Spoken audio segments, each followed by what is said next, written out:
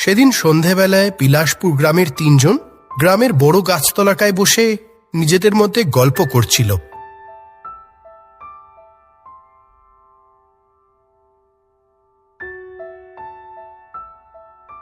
কি হে, তোমরা সব এখানেই বসে আছো? আজও তো সন্ধে হতে না হতেই লোডশেডিং হয়ে গেল। মহেশ কাকা, এত দেরি করে এলে? তোমার জন্য আনা সব মুড়ি তো ঠান্ডা হয়ে গেল। সন্ধ্যেবেলা রোজই তো লোডশেডিং হয়ে যাচ্ছে। আমাদের গ্রামের এই সমস্যা আর বোধহয় কখনো ঠিক হবে না।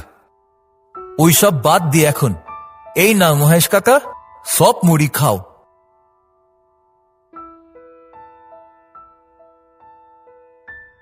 আচ্ছা কাকা, এমন কোন রোমাঞ্চকর গল্প বলো না যেখানে ভয় ভালোবাসা সবই আছে।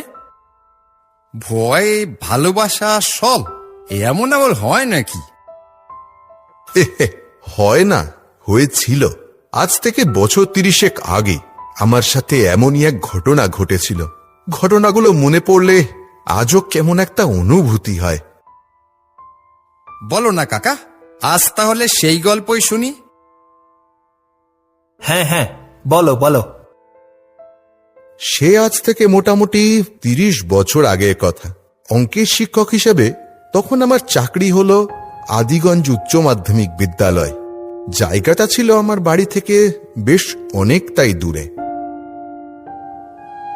আমার বিদ্যালয়ে যোগ দেওয়ার কথা ছিল সোমবার থেকে, কিন্তু আমি একদিন আগেই অর্থাৎ রবিবারে সেখানে পৌঁছে যাব ঠিক করি।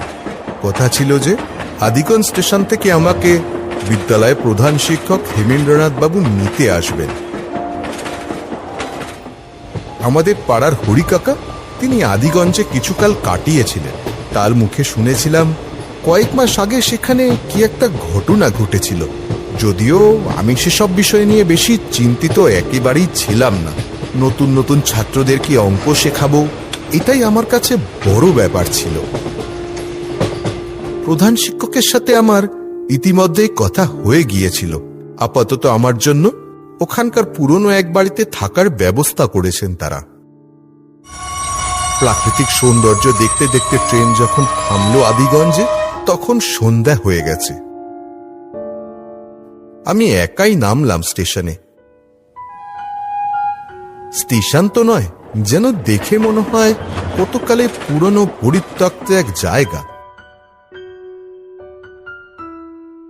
কিছুটা দূরে দেখা যাচ্ছে স্টেশন মাস্টারের ঘর, কিন্তু আলো জ্বলছে না কোথাও। চারিদিকে কেবল ঘুরঘুটে অন্ধকার ছেয়ে রয়েছে। ট্রেনটা চলে যাওয়ার পর আমি খোঁজার চেষ্টা করলাম কাউকে দেখা যায় কিনা। প্রধান শিক্ষকের তো আসার কথা ছিল, কিন্তু সেখানে কাউকেই আশেপাশে দেখতে পেলাম না কোথাও। তখনই হঠাৎ, আপনি কি মহেশ বাবু? অন্ধকারে আচমকা আওয়াজটা আসাতে আমি তখন কিছুটা হকচকিয়েই গিয়েছিলাম। সেদিকে ফিরে তাকিয়ে দেখি অন্ধকারের মধ্যে কি একজন এদিকেই এগিয়ে আসছে। কাছে এগিয়ে আসলেও মুখটা ঠিক বুঝতে পারছি না, যেন কোনো এক ছায়া মূর্তি মনে হচ্ছে। হ্যাঁ, ঠিকই ধরেছেন, আমিই মহেশ ভট্টাচার্য। আপনি তাহলে আমাদের এই আদিগঞ্জ উচ্চ মাধ্যমিক বিদ্যালয়ের অঙ্কের নতুন শিক্ষক? আগে হ্যাঁ, আপনিই বুঝি প্রধান শিক্ষক? না না, আমার নাম জীবন মুখোপাধ্যায়। আমি ওই বিদ্যালয়ের অঙ্কের শিক্ষক। প্রধান শিক্ষক বাবুর শরীরটা ভালো নয়, তাই আপনি আমার সঙ্গে চলুন। ও আচ্ছা আচ্ছা, তাই উনি আপনাকে পাঠিয়েছেন? যাক, ভালোই হয়েছে। চলুন তাহলে যাওয়া যাক।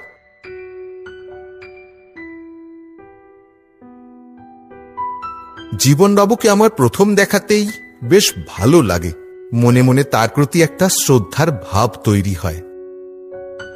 মহেশ বাবু, আপনি আমার থেকে বয়সে নিশ্চয়ই ছোটই হবেন, ছোট ভাইয়ের মতো।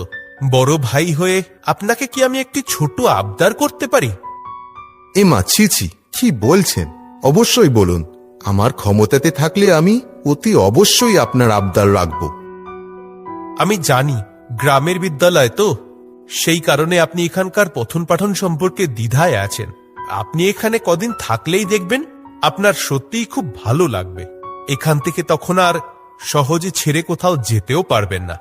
আর বিশেষত সব ছাত্ররা আপনাকে মায়ার জালে আটকে ফেলবে। আমি বুঝতে পারছি যে আপনার এই জায়গাটি খুবই ভালো লেগেছে। তাছাড়া আপনার মতো শিক্ষক থাকলে তো ছাত্ররা ভালোই শিখবে। আপনি কথা দিন ছাত্রদের ভীষণ ভালোভাবে শিক্ষা দেবেন, খুব ভালোবাসবেন। ওদের কোনো বিপদ আপদ হলেও আপনি ওদের যথাসাধ্য সাহায্য করবেন। আপনি কোনো চিন্তা করবেন না, আমি আমার সাধ্যমতো সবটুকু দেওয়ারই চেষ্টা করব। অসংখ্য ধন্যবাদ আপনাকে, আমি নিশ্চিন্ত হলাম। আর তাছাড়া আপনি তো রয়েইছেন আমার সাথে। তবে আমি তো খবর পেয়েছিলাম এই বিদ্যালয়ে অঙ্কের শিক্ষক আমিই হচ্ছি। আপাতত তো আর কেউ নেই। আপনি একদম ঠিকই শুনেছেন। তার মানে ঠিক বুঝলাম না তো। আমরা যে পথটা দিয়ে হেঁটে চলেছি ঠিক তার পাশ দিয়ে গেছিল একটি রেল লাইন। দূর থেকে ট্রেন আসছে, তার আলো আর হর্ন শুনেই বুঝতে পারি। ঠিক এমন সময় আমি দেখি জীবনবাবু লাইনের দিকে এগিয়ে যাচ্ছেন। আরে অতুল্লা ওদিকে কোথায় যাচ্ছে? কিন্তু আমি তো ওখানে কাউকেই কোথাও দেখতে পেলাম না। ততক্ষণে ট্রেন আমাদের একদম কাছে চলে এসেছে। জীবনবাবু ওদিকে যাচ্ছেন কেন? ট্রেন আসছে যে, ওখান থেকে সরে আসুন। অতুল, অতুল, ওদিক থেকে সরে এসো। জীবনবাবু আপনি কাকে ডাকছেন? ওখানে তো কেউই নেই, সামনে থেকে ট্রেন আসছে। জীবনবাবু ততক্ষণে ট্রেনের একেবারে সামনে চলে গেছেন।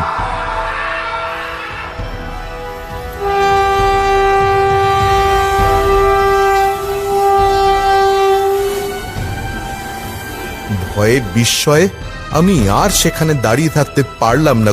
আমার চারপাশটা যেন কেমন অন্ধকার হয়ে আসছে।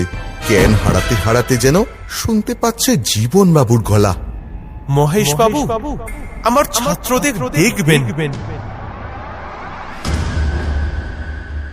যখন আমার জ্ঞান ফিরল তখন আমি রেল লাইনের ধারে পড়ে আছি, আর আশপাশে কিছু মানুষের ভিড়, সাথে প্রধান শিক্ষকও ছিলেন সেখানে।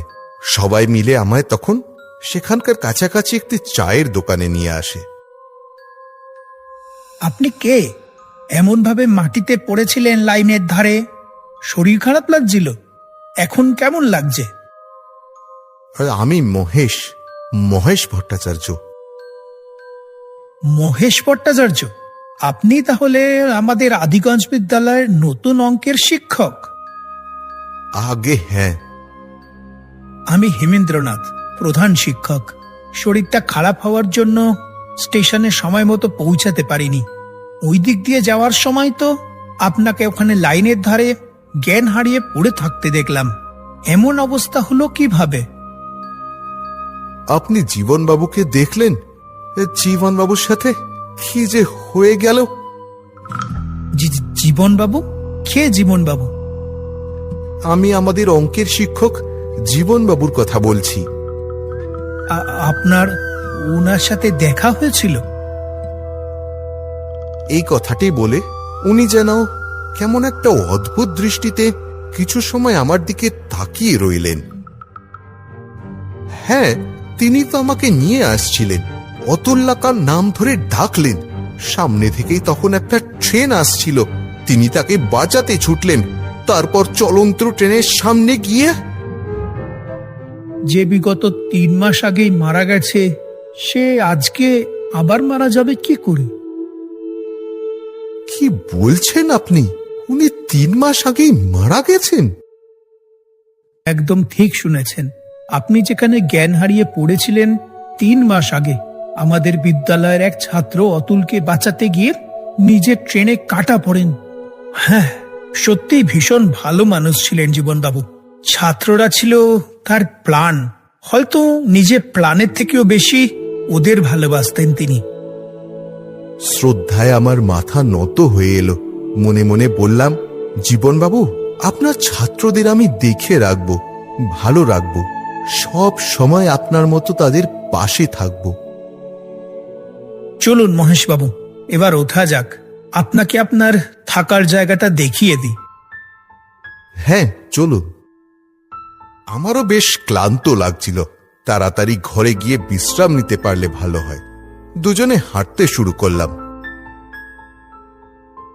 আসলে এখানে আপনার থাকার জায়গাটা ঠিক করতে একটু সমস্যা হয়েছিল।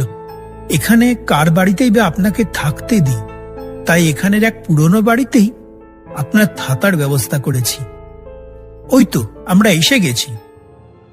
তখন সামনের দিকে তাকিয়ে আমি যেন চমকে উঠলাম। সুবিশাল এক জায়গা জুড়ে দাঁড়িয়ে আছে শতাব্দী প্রাচীন এক অন্ধকার পুরী। রাতের অন্ধকারে মনে হচ্ছে যেন থমকে যাওয়া ইতিহাসের সামনে দাঁড়িয়ে আছি। এ কোথায় এলাম আমি? আপনি আজ নিশ্চয় খুব ক্লান্ত, তার সঙ্গে আজকের এই নতুন অভিজ্ঞতা আপনার মনের উপর গভীর চাপ ফেলবে। আপনার এখন বিশ্রাম প্রয়োজন। আপনার ঘরের চাবি তো আপনাকে দিয়েই দিয়েছি আগে। আপনি যান, ঘরে গিয়ে বিশ্রাম নিন। আপনি ভিতরে যাবেন না? অন্ধকারময় জমিদার বাড়ির দিকে এক পলক তাকিয়ে হেমেন্দ্রবাবু বললেন, না না, আমি আর যাব না। শরীরটা ভালো না বিশেষ, বললাম না, বাড়িতে ফিরে বিশ্রাম নিতে হবে। ঘরটা কোন দিকে যেন বলেছিলেন? দেখি উনি ততক্ষণে বেশ খানিকটা আগে এগিয়ে গেছেন। অগত্যা আমি একাই এগিয়ে গেলাম জমিদার বাড়ির দিকে।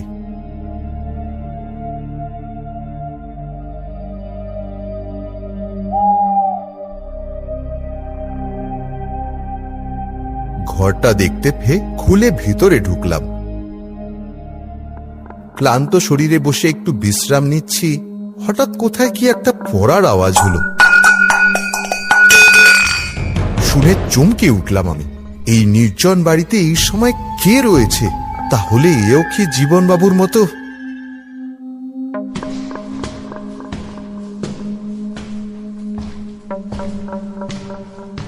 কারুর পায়ের আওয়াজ পাচ্ছি বলে মনে হচ্ছে না। ঘর থেকে বাইরে বেরোলাম আমি।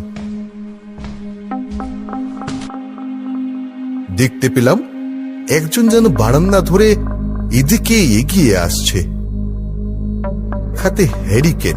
শুধুমাত্র সেটা ছাড়া আর তো কিছুই দেখা যাচ্ছে না। ও কে? আমার কাছাকাছি এসে সে হ্যারিকেনটাকে উপরের দিকে করতেই তার মুখটা আলো আবছায়াতে দেখতে পেলাম। ঘন কৃষ্ণবর্ণ মুখ, বয়সের ভারে জীর্ণ, কাঁচা পাকা গুফ আর মাথার চুল। আলো আধারিতে ভয়ঙ্কর দেখাচ্ছে তার মুখের আদল।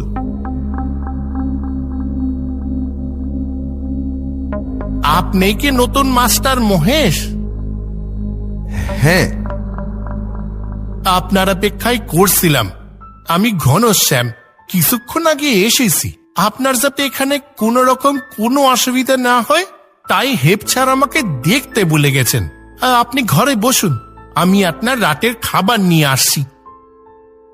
আমার ধরে যেন প্রাণ এলো তখন। অযথাই ভয় পাচ্ছিলাম আমি।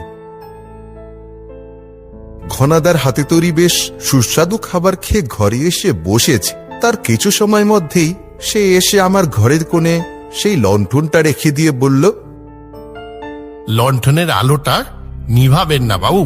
আর হ্যাঁ, আরেকটা কথা, এই রাতের বেলায় ঘরের বাইরে একদম বেরোবেন না। এখানে কি শিয়াল কুকুরের উপদ্রব আছে নাকি? তেমন কিছুই নেই। আপনি নতুন জায়গাতে এসেছেন, তাই সাবধানে থাকাই ভালো। আমি আপনার পাশের ঘরেই আসি।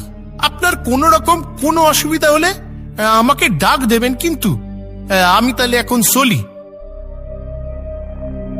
খাটে শুয়ে চোখটা একটু বন্ধ করতেই জীবনরগণ মুখটা বারবার মনে পড়তে লাগলো আমার। আর হেমেন্দ্রনাথ বাবু আর তার সাথে ওই ঘনশ্যামের আচরণটাও কেমন যেন একটা অদ্ভুত ঠেকলো।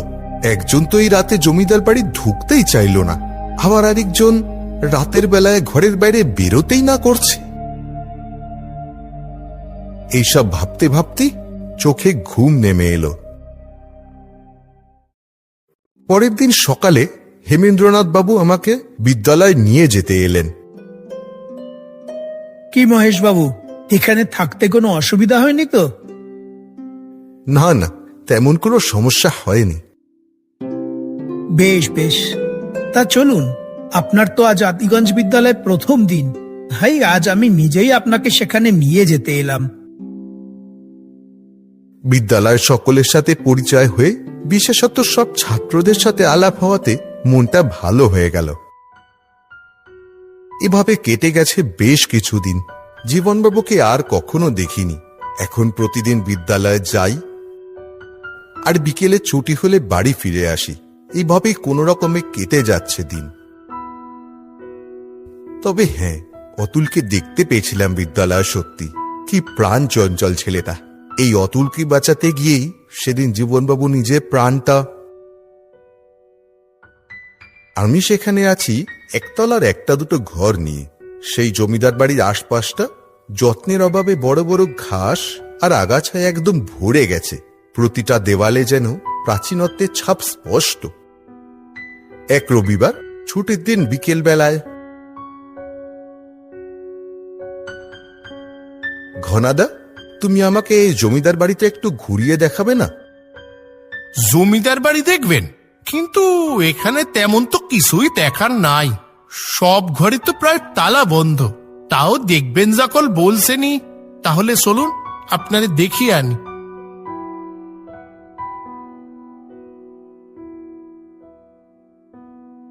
বলেছিলাম না, সব ঘর বন্ধ। কিন্তু হঠাৎ দোতলাতে একটি ঘরের দরজায় দেখলাম তালাটা আধ খোলা হয়ে ঝুলছে। ঘনাদা, এখানকার সব ঘরে তো তালা বন্ধ দেখলাম, তাহলে শুধু এই ঘরটা তালা খোলা কেন? কিছু কি জানো তুমি? এইটাও তো বন্ধই ছিল, তাহলে খুললো কি করে? না বাবু, আমি জানি না। আমার মনে হয় আপনারও জানার দরকার নেই। ও জিনিস যেমন আছে থাক। আপনি এই সব জিনিসে হয়তো কৌতূহল দেখাতে যায় না বাবু। ঘনশ্যামের থেকে এরকম একটা কথা শুনে একটু অবাক হলাম আমি। কি এমন আছে এখানে যে এরকম ভাবে বলছে ও? সেই দরজাটা খুলে ঢুকলাম আমি ভিতরে। ওর বারবার বারণ সত্ত্বেও। বাবু যাবেন না বাবু, কি দরকার? এই যা যেমন আছে থাক না। ঢুকতেই দেখা গেল ধুলো মাকড়সার জালে মোড়া একটা বহু দিনের অব্যবহৃত ঘর। ধুলো মাখা স্যাঁতস্যাঁতে মেঝে, তবে ধুলোয় মাখা কিছু পুরানো আসবাবও পড়ে আছে সেখানে। আর সেখানে রয়েছে একটা খুব সুন্দর দেখতে একটা খুব বড় আয়নাও। দেওয়ালে দেখলাম একজন জমিদারের ছবি। তাহলে ইনি কি এখানকার সেই জমিদার? এনারই কি এই জমিদার বাড়ি? ঘনশ্যামকে জিজ্ঞেস করতেও বলল, হ্যাঁ, হয়তো এই জমিদার বাড়ি উনারই। যাই হোক, সেই বড় আয়নাটা বেশ পছন্দ হলো আমার। সেটাকে নিজের ঘরে নিয়ে যাব ঠিক করলাম। ঘনাদা, এই আয়নাটা আমি নিচে আমার থাকার ঘরে নিয়ে যাচ্ছি। এটা আমার সত্যিই খুব পছন্দ হয়েছে। বাবু ওসব নিয়েন না বাবু। এই যেখানকার জিনিস সেখানেই থাক বাবু, নিয়েন না। আমি কান দিলাম না ওর কথায়।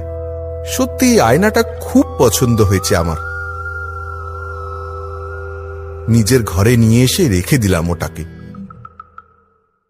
সেদিন বিদ্যালয়ে ছুটি হওয়ার পর বাকি শিক্ষকদের সাথে গল্প করে ফিরতে ফিরতে সন্ধ্যা হয়ে গিয়েছিল। আমি ঘরে ফেরার পর ঘনশ্যাম আমাকে রাতের খাবার দিয়ে যায়। সেটা খেয়ে নিয়ে কিছুক্ষণ পরে আমি ঘুমিয়ে পড়ি। ঘুমটা ভেঙে গেল একটা আওয়াজে। মনে হলো আমি যে ঘরটাতে আছি ঠিক তার উপরের ঘরটাতে কি যেন সারা ঘরময় পাইচারি করছে। এত রাতে উপরের ঘরে কে হাঁটছে? আর ঘনশ্যাম তো আমায় বলেছিল যদি কোনো অসুবিধা হয় তাহলে তখনই তাকে ডাক দিতে। তাহলে উপরের ঘরে কি কেউ এসেছে? আমি ঘুমিয়ে পড়ার পর হবে হয়তো তাই। নিজের মনকে এটা বুঝিয়ে আবার ঘুমিয়ে পড়ি। রোজকার মতো সেদিনও ভোরবেলাতেই ঘুম ভেঙে গেল। ঘর থেকে বেরিয়ে দেখি ঘনাদাও ততক্ষণে উঠে পড়েছে আর তার চাও তৈরি।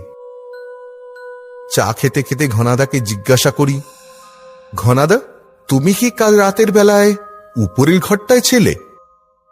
কই না তো, আমি তো আপনার পাশের ঘরে ছিলাম। তাহলে কাল গভীর রাতে ওই উপরের ঘরটায় কার হঠাৎ শব্দ পেলাম?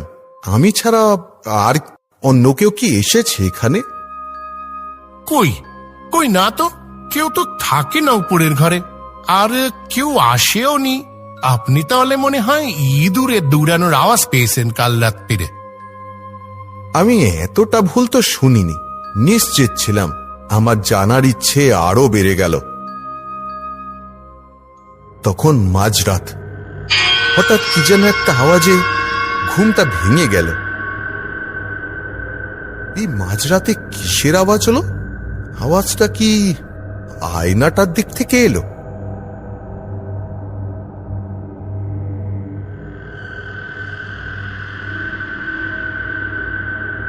উঠে আয়নাটার কাছে যেতেই চমকে উঠলাম। আমার পিছনে ওই বিভৎস মূর্তি কার? পিছনে ঘুরে দাঁড়াতেই দেখি কেউ কোথাও নেই তো। প্রচন্ড একটা ভয় চেপে বসলো মনের মধ্যে।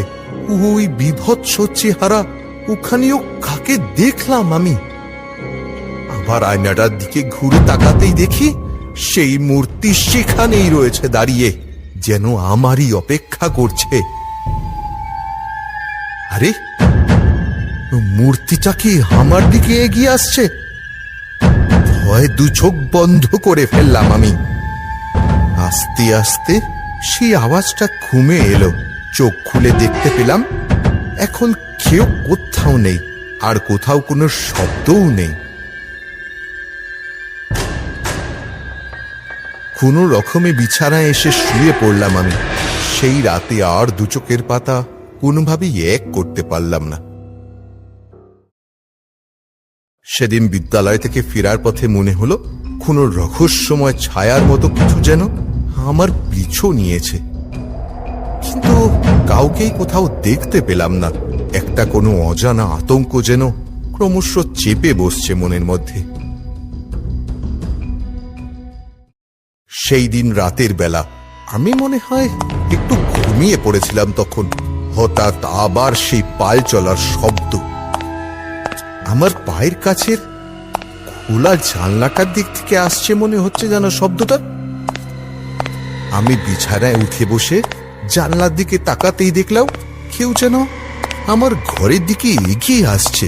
আমি একটু ভালো করে দেখতে চেষ্টা করলাম যে কে ওটা। বাঁচাও, ঘনাদা!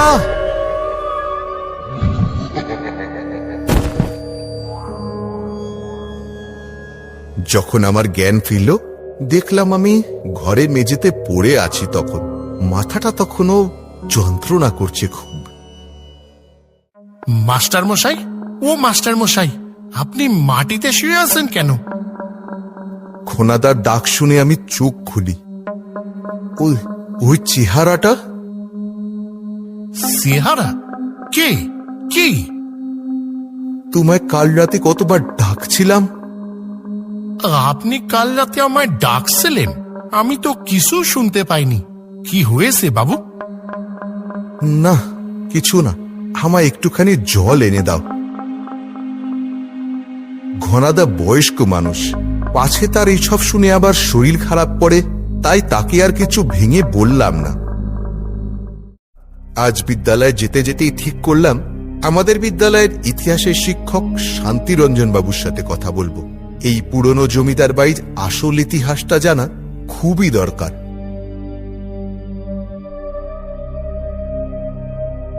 কি হলো মহেশ, তুমি চুপচাপ বসে আছো? সকাল থেকেই দেখছি তুমি একদম চুপ হয়ে গেছো। শান্তিরঞ্জন বাবু, আপনি তো এই আদিগঞ্জেরই বাসিন্দা। যে জমিদার বাড়িতে আমার থাকার ব্যবস্থা হয়েছে তার কি কোনো ইতিহাস আছে? পুরনো বাড়ি, প্রতিটা ইটে যেন কিছু গল্প আছে। আপনি যদি দয়া করে একটু আমায় বলেন। যতদূর আমি জানি ওই বাড়ি ছিল এখানকার এক কুখ্যাত জমিদারের, জমিদার ভবানী চরণ রায়।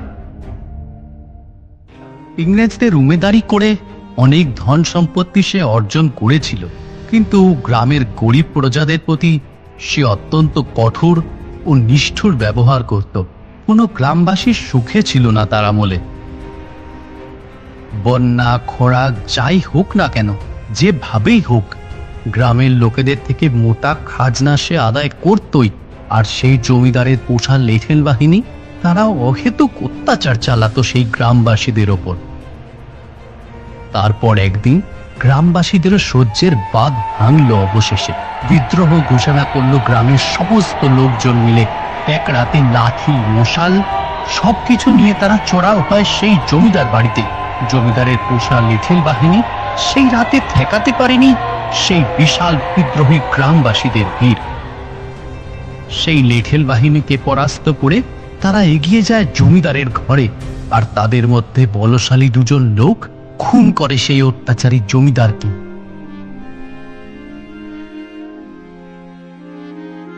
ওই সময় থেকে ওই বাড়ি ওই রকমই পড়ে আছে, লোক থাকেনি আর কেউ কখনো। জায়গার অভাবে তোমাকে ওখানে থাকতে দেওয়া হয়েছিল। কেন, কিছু অসুবিধা হচ্ছে নাকি? খুলে বলতে পারো আমায়। না না, সেরকম কিছু নয়। আর পুরনো জিনিসপত্রের ওপর আমার আগ্রহ আছে বটে। ও, তাহলে ঠিক আছে। ব্যাপারটা আমি কিছুটা আন্দাজ করতে পারছিলাম। যা কি আমি দেখছি রোজ রাতের বেলায়, সেটা কি তবে ওই জমিদারেরই ভূত? সেই রাতে যা ঘটনা ঘটল, সেটার জন্য একেবারেই প্রস্তুত ছিলাম না আমি।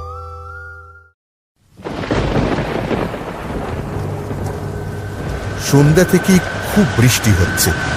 রম্বাপদ বাড়িতে ছিল না সেদিন। ঘরে তার থেকে নেওয়া হ্যারিকেনটা জ্বালিয়ে বসে আছি, কিন্তু খালি আমার যেন মনে হচ্ছে আয়নাটা থেকে কেউ যেন অনবরত আমায় দেখে চলেছে।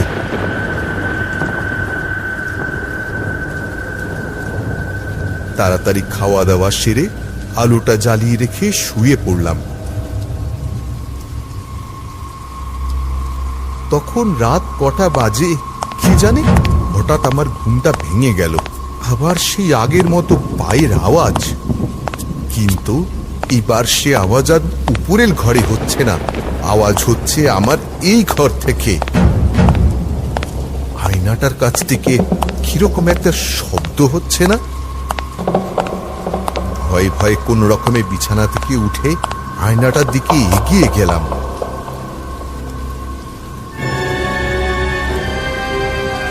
আমি ভয় পিছিয়ে দেওয়ালের গায়ে সেটে গেলাম।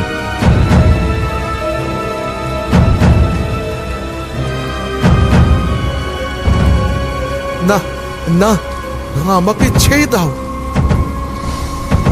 কোন রকমে আমি সেই হাতের শক্ত বাঁধন ছাড়িয়ে এক দৌড়ে ঘর থেকে বেরিয়ে এসে পড়লাম। এক মুহূর্তের জন্য আর পিছনে ফিরে না তাকিয়ে সোজা দৌড়াতে থাকলাম আমি। দরকার নেই আমার এমন চাকরি। ছুটতে ছুটতে সেই জায়গাটার কাছে এসে পড়লাম। সকালে প্রথম যে ট্রেনটা আসবে তাতে করেই পালিয়ে যাব আমি আদিগঞ্জ থেকে। হঠাৎ, মহেশ বাবু, আপনি যে কথা দিয়েছিলেন আপনি যাবেন না। আরে, এটা জীবন বাবুর গলা না? সেই রেল লাইনের ধারে দাঁড়িয়ে আছেন জীবন বাবু? জীবন বাবু না জীবন বাবুর আত্মা? জীবন বাবু, আপনি আপনি তো... হ্যাঁ, ঠিকই, আমি আর বেঁচে নেই, তবে আদিগঞ্জের মায়া ছেড়ে যেতে পারিনি। আপনার হাতে ছাত্রদের ভার তুলে দিয়ে আমি নিশ্চিন্ত ছিলাম। না না, আমি আপনার কোনো ক্ষতি করব না, বা আপনাকে জোরও করব না। অনুরোধ বা ছোট ভাইয়ের কাছে আবদার বলতে পারেন। এই আদিগঞ্জ ছেড়ে, আমার ছাত্রদের ছেড়ে এভাবে চলে যাবেন না। আমি তো যেতে চাই নাই, কিন্তু ওই সেই জমিদার বাড়িতে... আমি জানি, কিন্তু আপনার এখন আদিগঞ্জ থেকে পালিয়ে গিয়েও কোনো লাভ নেই। আপনি যেখানেই যাবেন ওই দুষ্ট আত্মা আপনার পিছু ছাড়বে না কিছুতেই। আমার কথা শুনুন, ওই দুষ্ট আত্মা ওই বাড়িরই কোনো এক তার নিজস্ব ব্যবহারের আসবাবে বাধা পড়েছিল। আপনি হয়তো অজান্তেই কোনোভাবে তাকে মুক্ত করে দিয়েছেন, আর এখন সে আপনার উপরই তার সমস্ত রাগ মেটাচ্ছে। আপনাকে সেই বিশেষ জিনিসটাকেই নষ্ট করতে হবে। আপনাকে এইভাবে চলে যেতে দিতে পারি না। ভালো থাকবেন মহেশবাবু, আমার বিদ্যালয় আর আমার ছাত্রদের দেখে রাখবেন। আমি চলি এবার, বিদায়।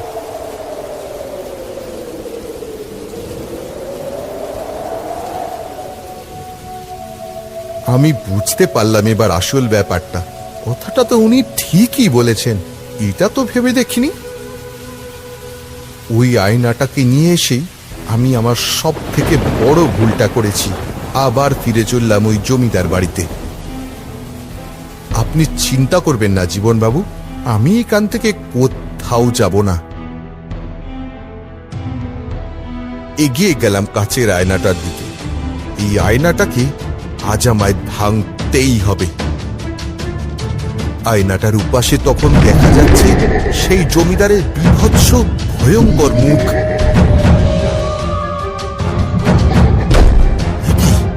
ভাঙল না কেন আয়নাটা? কিন্তু এ কি, কেউ যেন আমার হাত ধরে রেখেছে। আমি হাতটা এগোতে পারছি না কিছুতেই। দা, এই দুষ্ট শক্তির হাতে আমার কিছুতেই নিজেকে হারতে দেওয়া চলবে না। বাইরে যেন প্রবল ঝড় উঠতে শুরু করেছে। নিজের সব শক্তি একত্র করে মারলাম আমি আয়নাটার কাঁচ লক্ষ্য করে।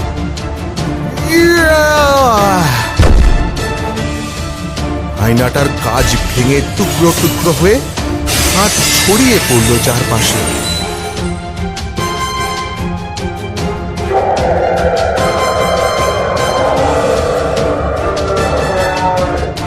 বাইরের পরিবেশও যেন একদম শান্ত হয়ে এলো এবার।